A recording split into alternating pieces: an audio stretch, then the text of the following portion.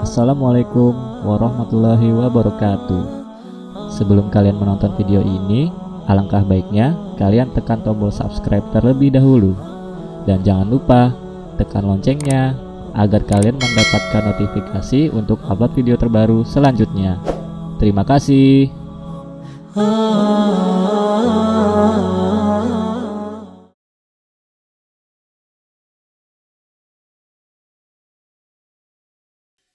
Berbicara kepada Abdullah bin Umi Maktum untuk melakukan adzan subuh. Makanya Rasul mengatakan, selama engkau mendengar adzan Bilal dan engkau sedang sahur, makanlah, minumlah, jangan berhenti sampai kau mendengar adzannya Abdullah bin Umi Maktum. Karena dia adzan subuh. Berarti sudah tidak ada lagi sahur. Ya kan? Nah, dari sini ikhwah fillah muliakan Allah Azza wa Jalla, dari 4 muadzin ini justru yang paling kondang siapa? Bilal. Yang lain tidak dikenal. Bilal bin Rabah paling dikenal. Dan subhanallah, ketika Nabi sallallahu alaihi wasallam Isra Mi'raj, ingat Isra Mi'raj itu peristiwa terjadi sebelum Rasul hijrah. Artinya Bilal belum jadi muadzin. Masih di Mekah, belum hijrah. Tapi Nabi sallallahu alaihi wasallam tiba-tiba diperlihatkan sorga oleh Allah Azza wa Jalla. Kemudian dia mendengar suara terompah orang yang sedang lewat. Kayak antum pakai sendal bakiak itu kan, lewat kan dengar tuh tak tuk gitu kan.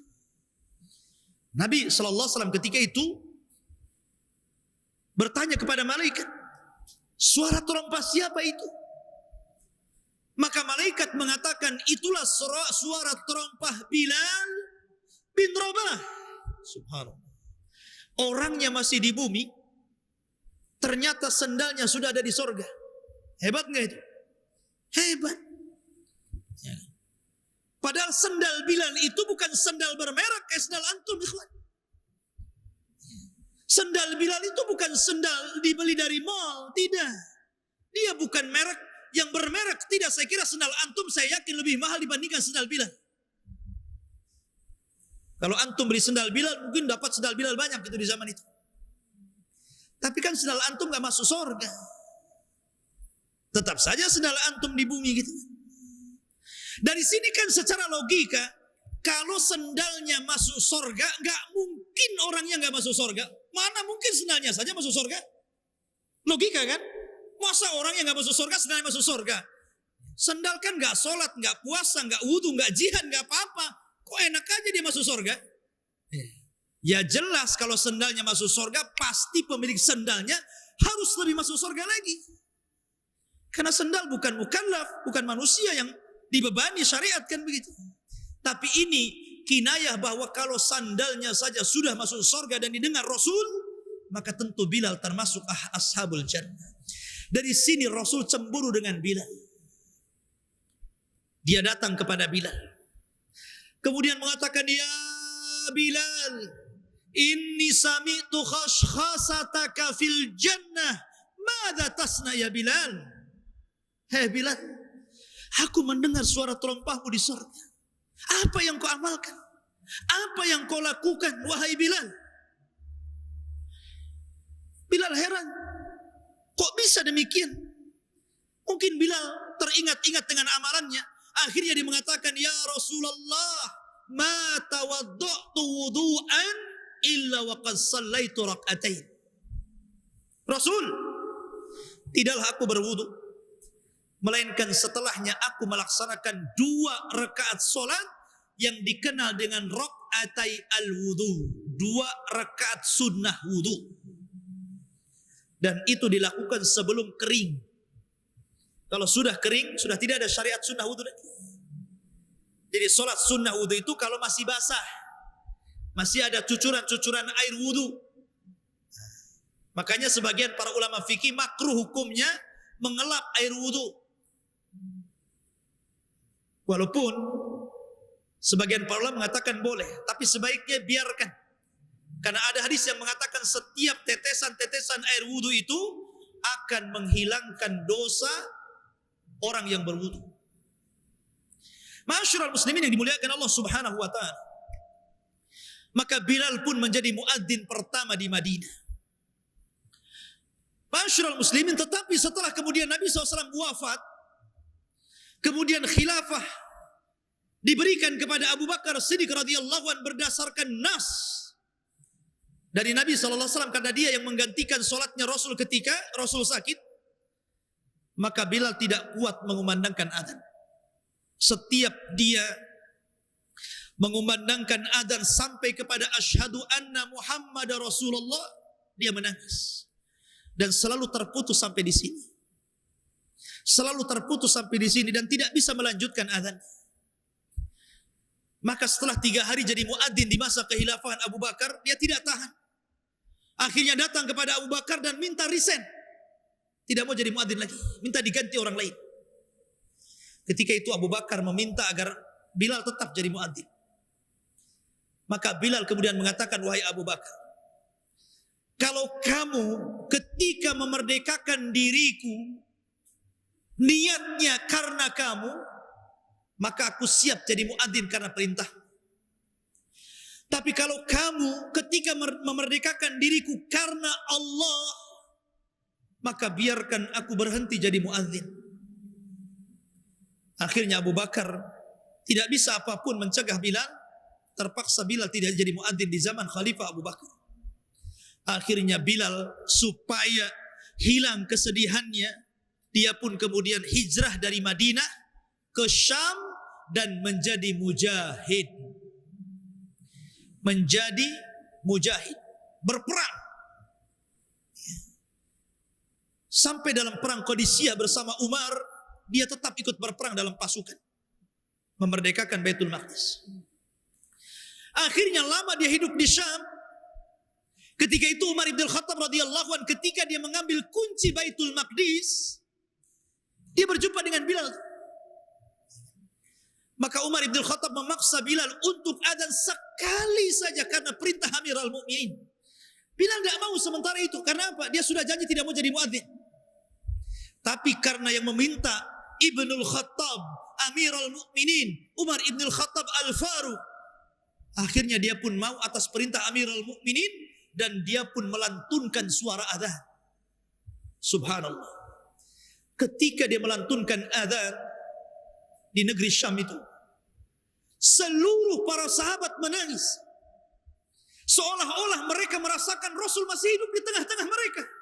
Karena mereka tahu bahwa Bilal adalah muadzin kesayangan Rasul. Sehingga ketika mendengar suara adzan Bilal, seolah-olah mereka kembali ke zaman Rasul dan seolah-olah Rasul masih hidup di tengah-tengah kalian. Subhanallah. Akhirnya Bilal pun setelah adzan dia teringat dengan Nabi. Ingin ziarah ke kuburan Rasul. Kemudian dia pun berangkat dari Syam ke Madinah. Berjumpa dengan cucu Rasul Hasan dan Husain. Maka akhirnya kemudian Hasan dan Husain meminta Bilal untuk mengumandangkan sekali saja di kota Madinah. Akhirnya dia naik ke menara.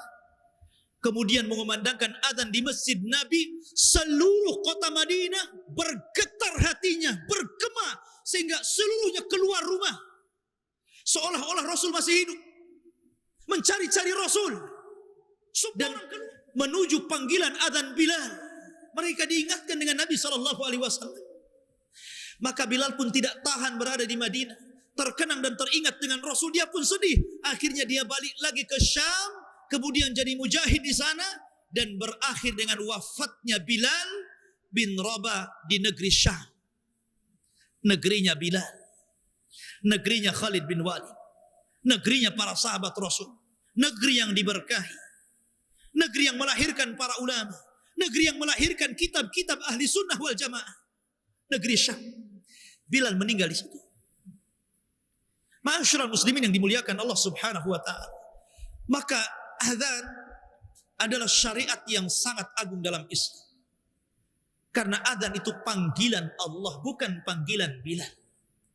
Allah yang memanggil kita untuk sholat, untuk mentauhidkan Allah, untuk membesarkan Allah, untuk mengajak menang kepada kaum muslimin. Hayya 'alal falah, mari kita menang.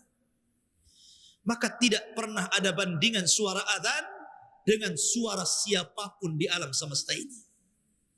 Dengan suara adzan setan lari. Dengan suara adzan banyak orang kafir masuk Islam. Dengan suara adzan bergetar hati-hati kaum muslimin. Dengan suara adzan maka negeri itu dikatakan negeri Islam. Makanya Nabi kalau menyerbu sebuah daerah tunggu sampai subuh. Kalau ada suara adzan balik lagi, gak jadi nyerbu. Itu negeri Islam. Tapi kalau tidak ada adzan, Rasul langsung menyerbu mereka mendadak selepas sholat subuh. Dari sini kata para ulama ketika mendefinisikan antara negeri Islam dengan negeri kafir, ketika negeri itu masih dikumandangkan adzan, maka negeri itu masih negeri Islam. Wallahu a'lam bishawab. Ini diantara sekelumit tentang kisah Bilal bin Rabah, muadzinul Islam, sayyidul muadzinin, imamul muadzinin, dan orang yang memberikan sebuah percontohan dalam Islam bahwa Islam itu hanya memuliakan orang takwa. Bilal tidak punya nasab yang baik karena dia budak, dia barang yang diperjualbelikan. Bilal tidak memiliki kulit yang indah karena dia hitam legam. Bilal tidak memiliki harta karena dia sendiri harta. Tetapi setelah keimanan menghujam dalam dadanya, maka Allah angkat Bilal setinggi-tingginya. Sehingga Nabi SAW bersabda dalam sebuah khutbahnya, la fadla bainal arabi wal ajam walal aswad alal ahmar illa bitaqwallah. Ingatlah, tidak ada perbedaan di antara kalian. Mau kalian orang Arab, mau kalian bukan orang Arab, mau kalian berkulit hitam, mau kalian berkulit merah ataupun putih, yang membedakan di antara kalian hanyalah taqwallah. Inna akramakum indallahi atqakum. Sesungguhnya yang paling mulia di antara kalian adalah orang yang bertakwa kepada Allah Subhanahu wa taala. Wallahu a'lam. Ada waktu 15 menit. Silakan kalau ada yang ingin bertanya, dipersilahkan.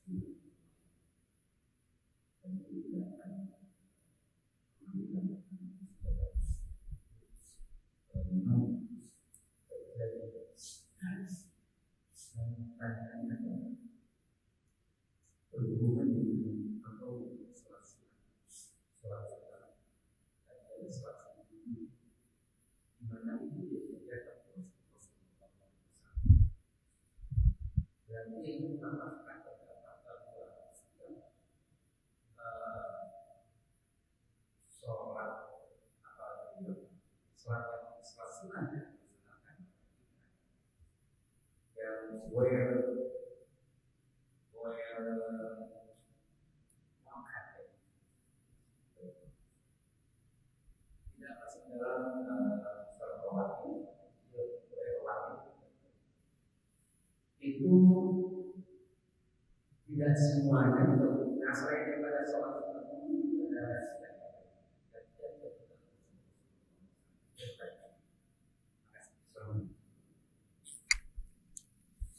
Alhamdulillah. Tentang sholat sunnah wudu, itu ada hadis yang jelas tentang barang siapa yang berwudu kemudian sholat 2 rakaat, maka Allah akan ampuni dosa-dosanya. Banyak riwayat tentang perkataan Nabi tentang perintah sholat sunnah wudu. Artinya bahwa perintah sholat sunnah wudu itu berdasarkan sunnah qauliyah, sunnah kaul, sunnah ucapan gitu. Lah ketika Bilal bin Rabah radhiyallahu an, kemudian dia dihabarkan dia mendapatkan fadilah yang sangat besar di sorga. Kemudian ketika mendengar Nabi SAW bagaimana fadilah besar dan ditanyakan, rupanya disebabkan karena dia menjaga wudu 1, yang kedua 2 rakaat sholat wudu. Jadi Bilal itu menjaga 2 perkara. Pertama menjaga wudu, kalau dia batal wudu lagi, batal wudu lagi. Karena dia seorang muadzin, ya kan?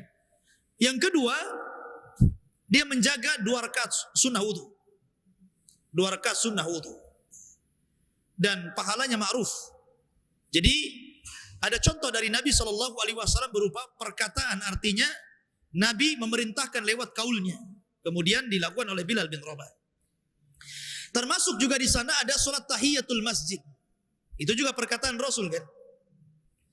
Kata Nabi SAW, "Idza dakhala ahadakumul masjid fala tajlis hatta tusalli rak'ataini." Apabila engkau masuk ke masjid, jangan duduk sampai kau sholat 2 rakaat.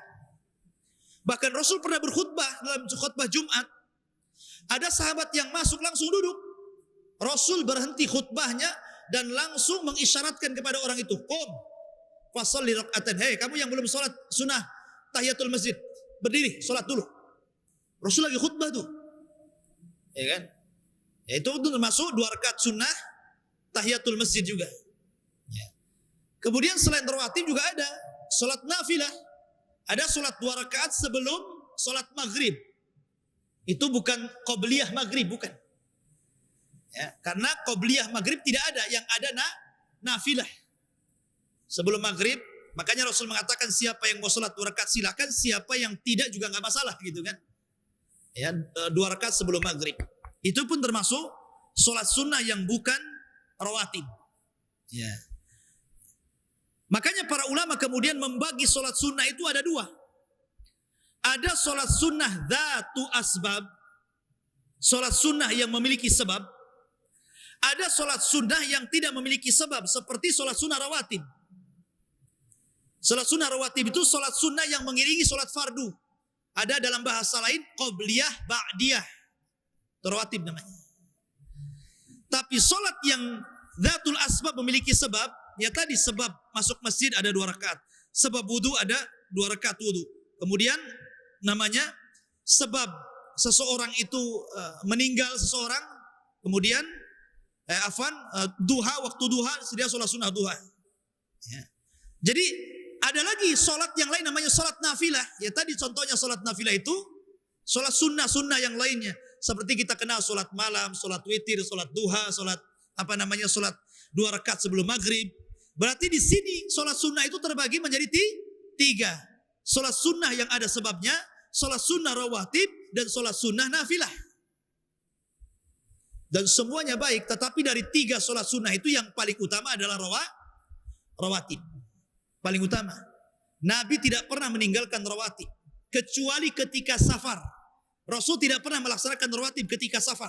Ingat ya, rawatib itu dilakukan ketika mukim saja. Kecuali 1. Qobliyah subuh. Rasul tidak pernah meninggalkan baik ketika mukim ataupun ketika safar. Karena pahalanya besar. Rak'atai fajri khairun minad dunya wa ma fiha. 2 rakaat fajar lebih baik dibandingkan dunia dan isinya. Nah, ini khusus rawatib qobliyah subuh, maka Rasul tidak pernah meninggalkan karena besarnya pahala. Tapi kalau rawatib qobliyah ba'diyah yang lainnya itu dilakukan ketika mukim saja. Tetapi sholat dzatul asbab atau sholat sunnah nafilah boleh dilakukan ketika safar. Anda boleh melakukan sholat duha, boleh melakukan sholat witir, sholat tahajud, tahiyatul masjid, sholat sunnah wudu. Tidak ada masalah. Karena Rasul mencontohkannya. Yang Rasul tidak contohkan rawatib saja ketika safar. Maka Rasul tidak pernah melakukan rawatib ketika safar. Wallahu a'lam. Ya.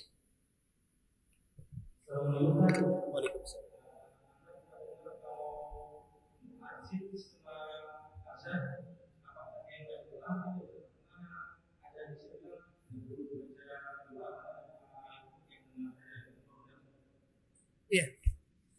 Sunnah-sunnah adzan itu terbagi menjadi 2. Ada sunnah bagi muadzin, ada sunnah bagi yang mendengarkan. Adapun sunnah bagi muadzin, para ulama mengatakan pertama harus seseorang itu suci. Itu sunnah, suci maksudnya dari hadas besar dan hadas kecil. Bagaimana kalau dia punya hadas, kemudian dia tetap adzan, sah adzannya, tapi makruh kata para ulama. Yang kedua menghadap kiblat. Menghadap kiblat. Yang ketiga rafi'an sautahu. Harus meninggikan suaranya. Jangan pelan-pelan.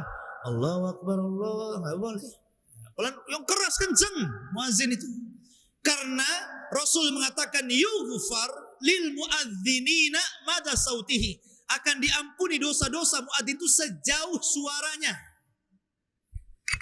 Ya. Sampai di mana suara dia? Kemudian yang keempat, sunnah muadzin harus mengarahkan wajah ke atas dan memasukkan jari ke telinga. Jadi jangan begini, Allahu Akbar, Allah, begini, ke atas. Kemudian ini masukkan ke telinga supaya kita nggak kepelengan. Ya. Jadi begini, apalagi kalau mic-nya begini kan senang kayak gini kan. Kemudian yang berapa tadi? 6 sekarang ya? 6 apa 5? 6. Ya. Kemudian suara muadzin itu harus indah sesuai dengan tajwid. Karena adzan itu bahasa Arab. Paling panjang tajwid itu dalam Quran berapa harokat? 6. Paling panjang itu mad itu 6 harokat. Jadi jangan orang adzan panjang banget, mau kemana tuh? Ya kan? Jadi harus sesuai tajwid dan juga indah suaranya. Kemudian yang nomor 7, muadzin kalau memang dia tidak sanggup berdiri boleh duduk. Kalau tidak sanggup duduk boleh berbaring, sama dengan sholat. Gak sanggup berdiri, baring. Apa namanya duduk? Gak sanggup duduk, baring. Mungkin muadzinnya sakit. Nah, dia kan Allahu Akbar, gak masalah. Gimana? Fattaqullaha mas tata'tum, bertakwalah semampu kalian. Bertakwa semampu kalian. Ya memang mampunya tidur ya tidur, macam mana pula masa yang mau dipaksain bangun gitu. Ya. Kemudian juga sunnah muadzin, dia harus yang berakal. Ya. Kalau bisa sudah balik. Tapi anak-anak kalau muadzin tidak ada masalah, dilatih. Tapi bagaimanapun orang yang dewasa lebih baik dia muadzin. Ini diantara sunnah-sunnah muadzin. Kemudian sunnah yang mendengarkan, ada juga sunnah yang mendengarkan. Pertama tardid, ngikuti ucapan muadzin. Kalau muadzin mengatakan Allahu Akbar, Allahu Akbar, nah, kita juga Allahu Akbar, Allahu Akbar. Itulah tardid namanya, ya kan? Kemudian yang kedua, membaca sholawat. Karena dalam adzan itu disebutkan wa asyhadu anna Muhammadan Rasulullah, setiap yang disebutkan nama Muhammad bersolawat. Kemudian memintakan wasilah untuk Rasul. Ati Muhammadanil wasilata wal fadilah. Atau lengkapnya Allahumma rabb hadhihi da'wati tamah wassalatil qa'imah ati Muhammadanil wasilata wal fadilah wab'athu maqaman mahmudanil ladzi wa'attah innaka la tukhliful mi'ad. Di sini maknanya, ya Allah wa ati Muhammadanil wasilah, ya Allah berikan wasilah untuk Nabi kami Muhammad. Kata Rasul, siapa yang memintakan wasilah untukku, halat lahu syafaat yaumil qiyamah, maka dia berhak mendapatkan syafaat pada hari kiamat. Itu penting. Kemudian membaca raditu billahi rabbah wa bil islami dina wa bi Muhammadin nabiyya wa rasulah. Setelah mengucapkan asyhadu an la ilaha illallah wa asyhadu anna Muhammadar Rasulullah, raditu billahi rabbah wa bil islami dina wa bi Muhammadin nabiyya wa rasulah. Dan banyak sunah-sunahnya kan. Ya, tapi yang kita mungkin antum cuma satu saja, doa adzan saja kan. Nah, panjang itu sunah-sunahnya. Ya Allahumma shalli ala Muhammad. Allahumma rabb hadawati tamah wassalatil qa'imah ati Muhammadanil wasilata wal fadilah wa ba'athu maqaman mahmudan allati wa'atta innaka la tukhliful mi'ad. Asyhadu an la ilaha illallah wa asyhadu anna Muhammadar Rasulullah, raditu billahi rabba wa bil islami dina wa bi Muhammadin nabiyya wa rasulah. Harusnya begitu. Hafal tak tuh? Ya, jadi baru dengar. Ya. Jadi itu sunnah-sunnah bagi yang mendengar. Adapun tentang apakah muadzin itu membaca doa atau tidak, ini khilaf ulama. Karena melihat teks hadis, seolah-olah teks hadis itu kembali kepada orang yang mendengar. Hadis itu kalau diperhatikan lafadznya memang suruhan kepada yang mendengar azan. Sehingga ada sebagian ulama mengatakan muadzin cukup azan, yang menjawab itu biarlah yang berdoa. Tapi juga ada yang mengatakan umum, boleh muadzin, boleh pendengar, dua-duanya boleh baca. Wallahu a'lam. Memang itu ada dua pendapat. Wallahu a'lam. Waalaikumsalam.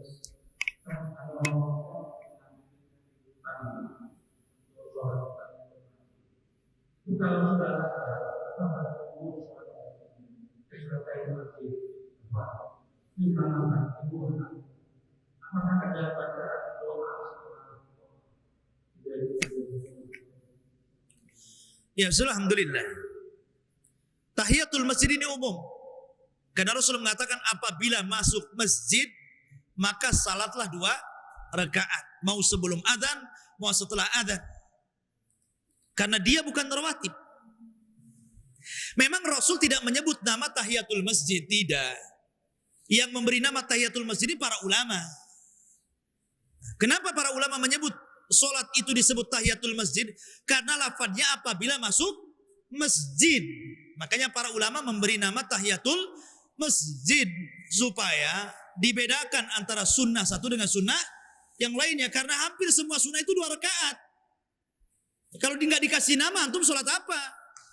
Ya, sholat sunnah wudu 2 rakaat, tahiyatul masjid 2 rakaat, kemudian rawatib 2 rakaat. Yang mana satu untuk 2 rakaat kan? Makanya kemudian dibuat nama-nama supaya kita ketika niat sholat itu dengan niat bisa membedakan antara satu sunnah dengan sunnah yang lainnya. Niat ini. Ya. Adapun kecuali kalau antum masuk masjid tidak ada waktu kecuali hanya 2 rakaat. Harus milih yang mana? Itu masalahnya. Antum kalau borong sholat sunnah semua tak mungkin, ntar lagi qomat. Antum hanya dikasih kesempatan 2 rakaat saja. Ya tentu ya antum memilih yang terbaik dari sholat-sholat sunnah. Dari yang terbaik ya tentu rawatib. Ada juga yang membolehkan menggabungkan niat untuk beberapa sholat selama sama rakaatnya dan sama sunnahnya. Menggabungkan niat namanya. Sebagaimana saya baca dalam kitabnya Usul Fikih karya Abdurrahman As-Sa'di dan juga karya Syekh Utsaimin dalam Mandhumah Fiqhiyah. Dibolehkan satu niat beberapa sholat dilakukan dengan satu ibadah. Jadi niatnya banyak tapi satu ibadahnya gitu. Wallahu a'lam. Adapun doa setelah qomat tidak ada. Karena setelah qomat itu orang sudah berdiri, harus memperhatikan imam. Antum harus perhatikan gaya antum. Disitulah waktunya tahdzirun niat, menghadirkan niat. Bukan melafazkan niat. Menghadirkan niat itu artinya konsentrasi. Berdiri, hadap kiblat, tengok kancing, jangan-jangan ada yang tengok resleting, jangan-jangan belum di resleting. Konsentrasi antum.